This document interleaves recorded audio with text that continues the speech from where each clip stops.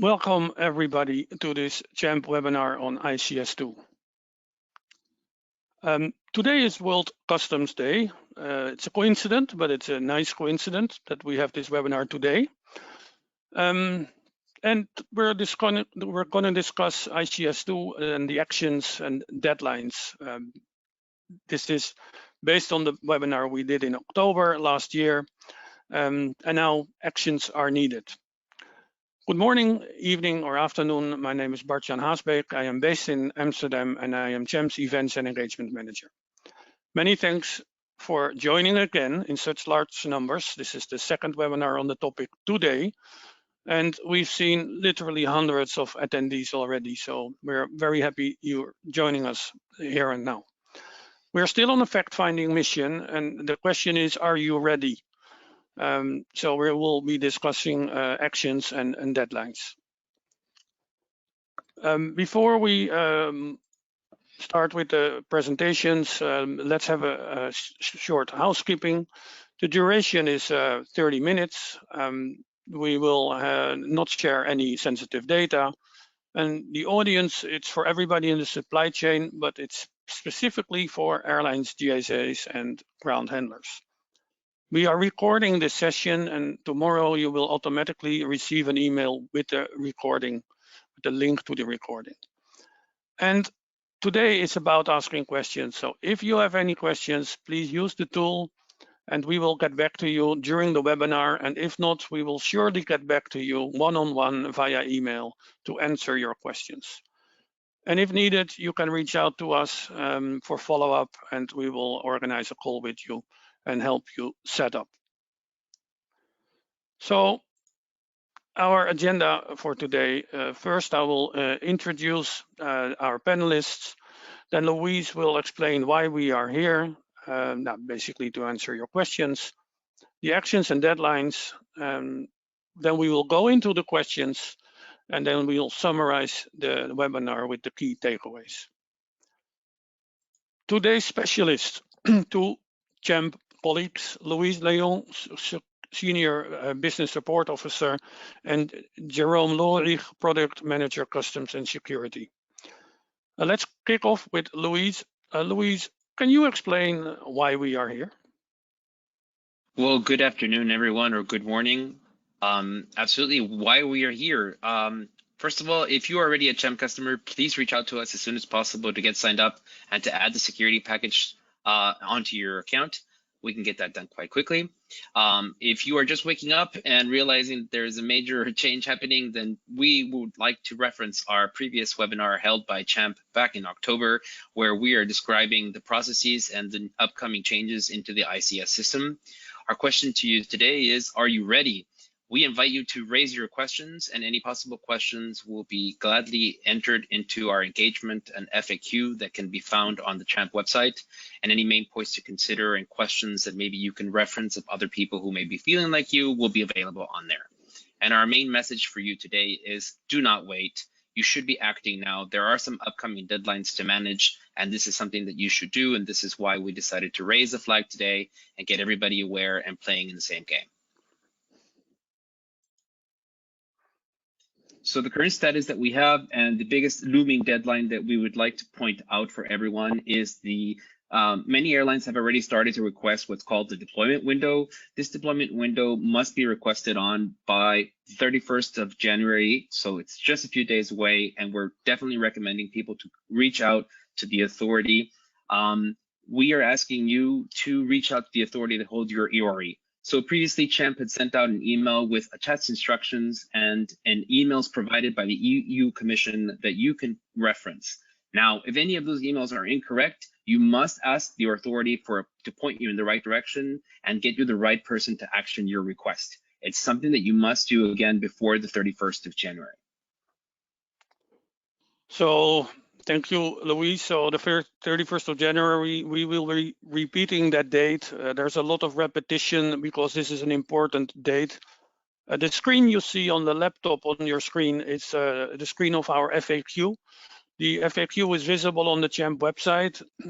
You will get a link also, and all the questions that were raised in the previous webinar will be on there, and also the relevant questions that are raised during this webinar we will also post in the FAQ. So this gives you a good reference of information. So talking about questions, we have a few questions for you, and let's raise the first poll. We have 2 poll questions we're launching today. The first question, it's about your registration status. And you can tick multiple boxes. The first box you can tick is I have applied for our deployment window. So if you have done that, please tick that box.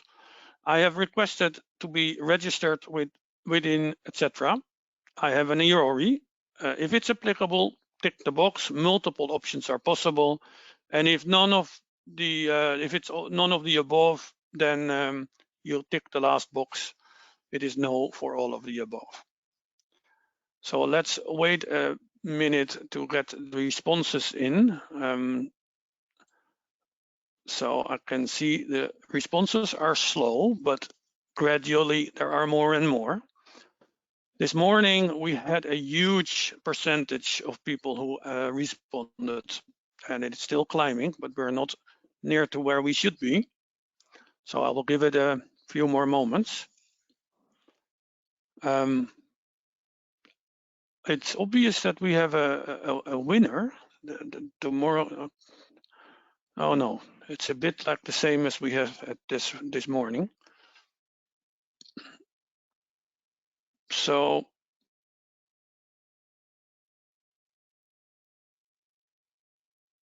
we're over 50%.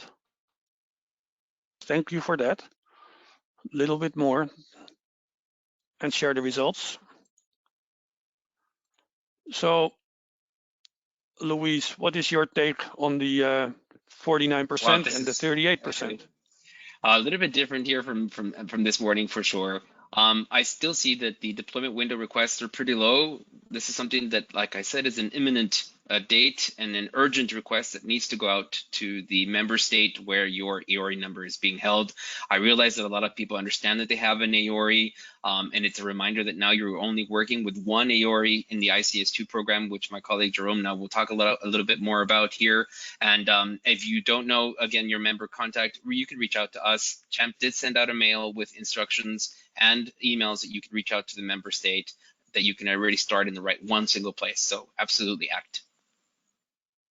Okay, thank you. Let's go to the second question. It's on engagement. And this is a simple question. I wish for CHAMP to contact me. So shall we contact you to ask more, to learn more about ICS2 and what action needs to be taken? Or if we do not need to get in touch with you, then you tick that box and answer the question, or you do not answer the poll itself. So I wish for CHAMP to contact me, and we know who ticked which box, so we know who you are, and then we will get back to you. So again, slowly but gradually, the percentage is rising.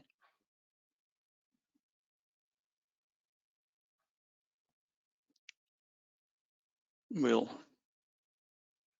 wait another 20 seconds.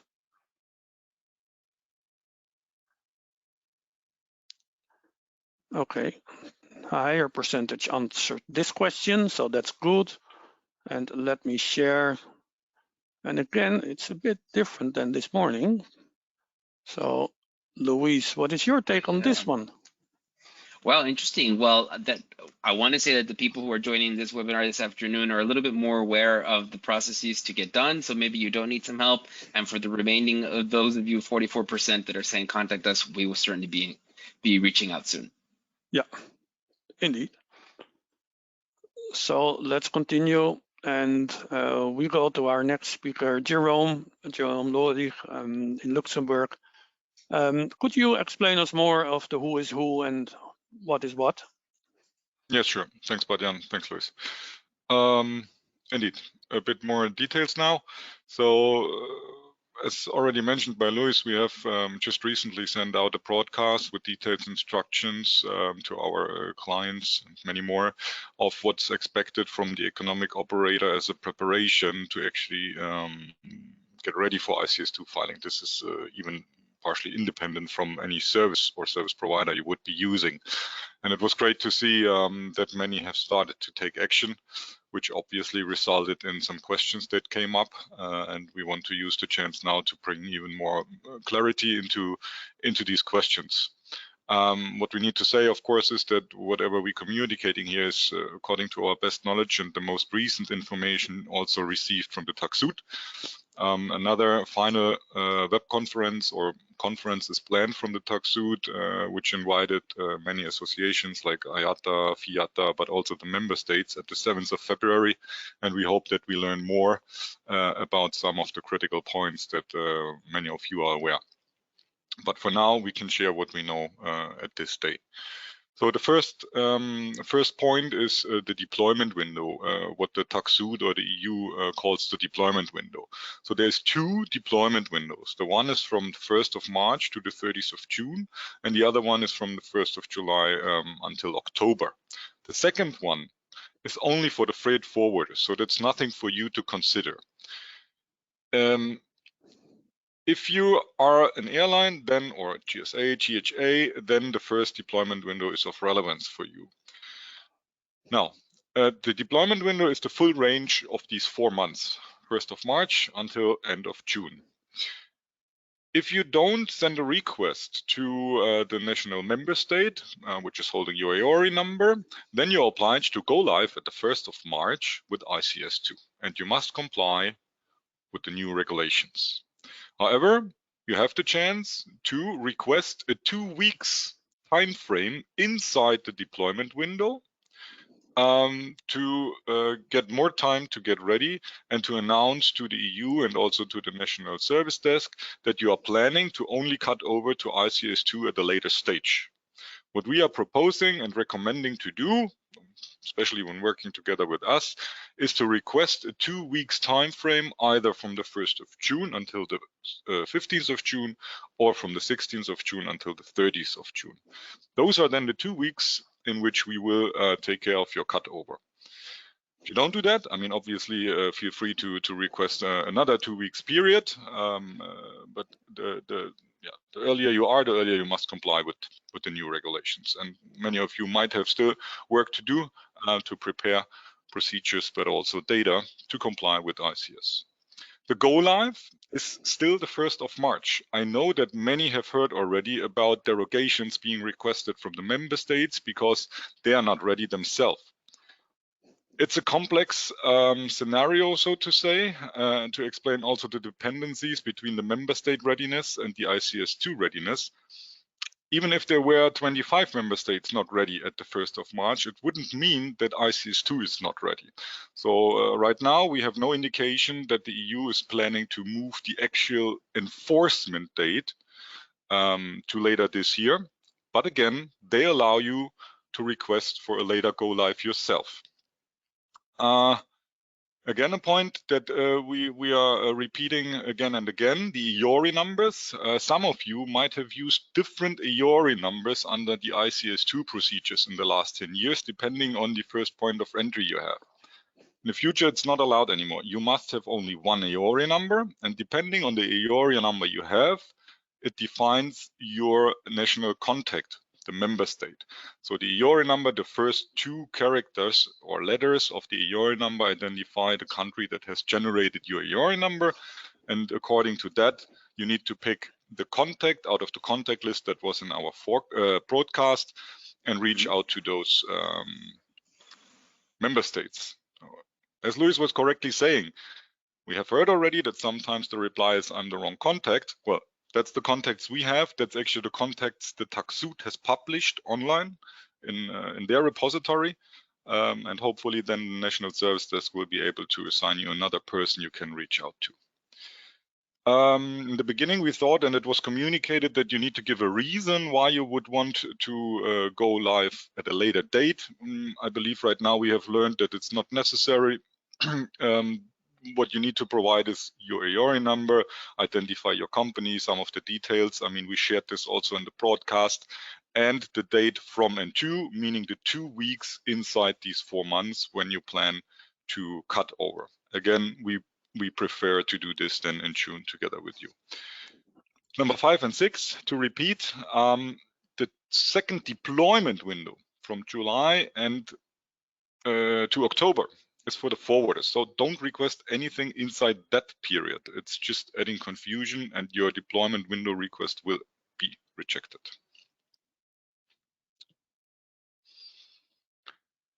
So actions and deadlines, where we are today, 26th of January. So first of all, if you sign up with us today, we can also help you getting an idea about your potential readiness by the means of data quality.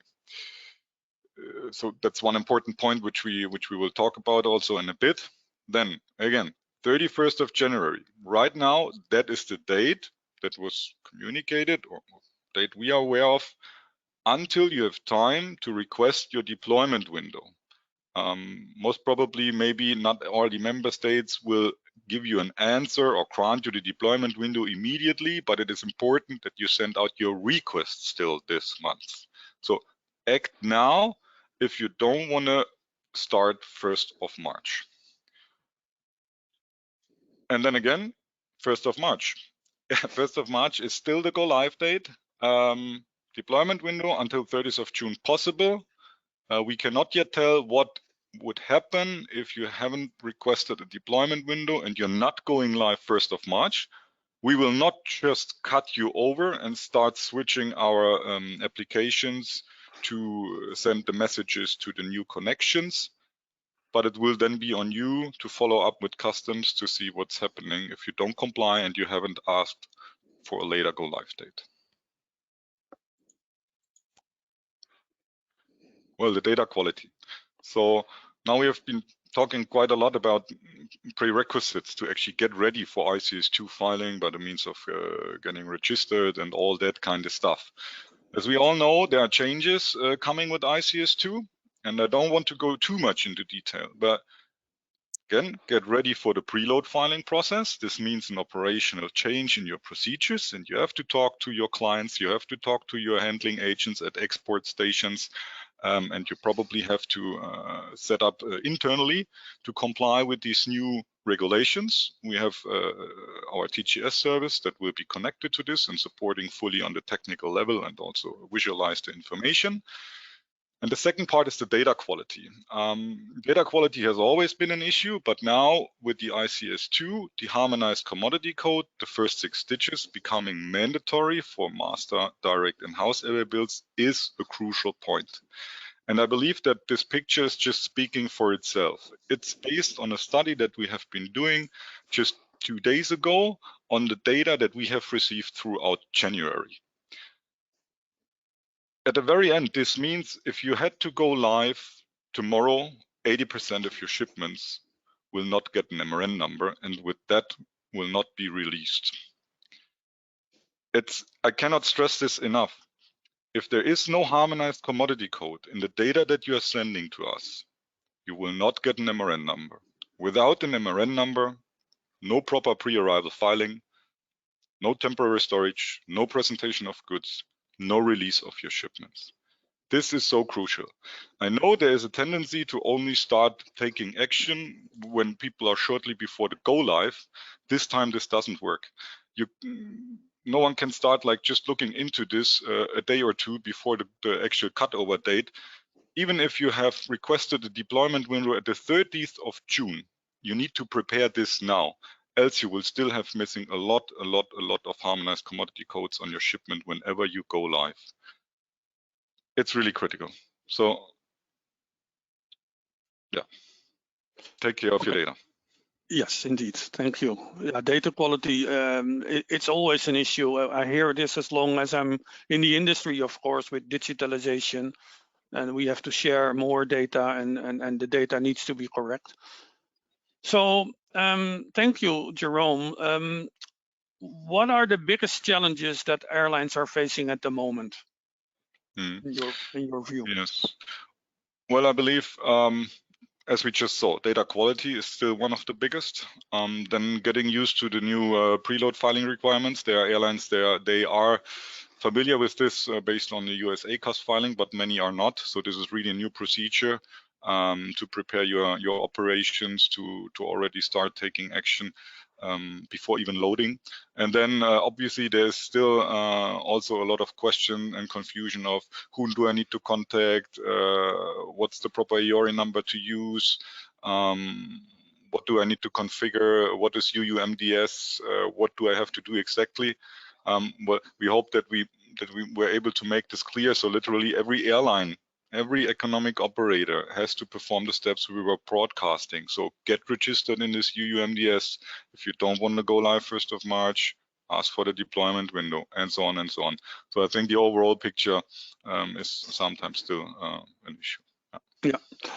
So a question from the audience: is the deployment window request to be aligned with the authorities in terms of dates, or something to be settled just between the airlines and CHAMP? No, this 2 weeks time frame which you are requesting inside the 4 months deployment window is literally to be communicated to the National Service Desk, so to the member state. What actually will happen when you request a deployment date, and usually there's no reason for them to decline that, they key it into a database, a member state internal database, which will then inform all other member states that carrier XYZ has requested for a deployment window cutover date in this period of time. And then every member states are aware of that. So if you are a carrier and you are approaching, I don't know, 10 member states as a first point of entry, you only request your deployment window from your National Service Desk, meaning the one that is holding your EORI number. And this deployment window request counts for the whole EU. Yeah. Okay, thank you. There are questions from ground handlers. So we are a ground handler. I'm not sure if our carriers need us to file on their behalf yet. Do we still need to register for a deployment window? The carriers need to register for a deployment window. The carriers are the economic operators, and the cutover date is bound to the economic operator. If now a GSA or a GHA takes over the technical filing on behalf, and with that becomes the declarant, is more of a technical matter, but not so much on a legal matter. The GSAs and GHAs, of course, they always have their own EORI number, but they cannot, and that was also not possible for us, we even asked for that, they cannot request for the deployment windows on behalf of the carriers, simply because the carriers they usually manage, they have different EORI numbers from all around the EU. And the deployment window must be requested from the member state that is holding the EORI number of the economic operator. Yeah. The same person asks, we have many, but yeah, we have many EORI numbers. Do we need to register in each member state, or can we choose just? No, you have to pick one. You have to pick one EORI number. It is not possible, as in the past, to have several. You need to pick one, and that is the one that you asked to be registered. Then, depending on the one you picked in that respective member state. Yeah. Okay. So I have a question myself. So can you just mentioned that ground handlers can do some declaration themselves. Let's say in the worst case scenario, there is a lot of wrong red shipments arriving in the ground handling facilities, and they don't have space for it. Ultimately, can they solve it then, or how would that go? How can you clear your goods? Well, yes, that depends on the solution that's in place between the trade and also from the ground handling agent. I mean, given a sample that the ground handling agent would take care of the entry summary declaration filing of 2 airlines using our application, and the shipments would be blocked because of missing harmonized commodity codes, for example, then yes, indeed, this can be fixed inside our application by keying in the missing data or sending a new set of messages to the application, including the missing data. The trickier part is probably like from where to get the information quick enough and who is making them available to whom in which way. Yeah, thank you. And also now a quick question with a quick answer. How can I know my EORI number? Who can I ask for this? Well, the EORI number is actually part of your TGC configuration in the declarant info, but feel free to reach out to me. I have a list of all the EORI numbers you have in place, and I can easily share that with you if you don't have it. Okay, we know who asked this question, so we will share it with this person who asked this question. Yes. So talking about TGS, how quickly can an airline implement these products if they're interested now? Well, if you're interested and you don't have a solution yet, then we have a lead time of 2 weeks after contract signature to have you up and running with pre-arrival and preload filing.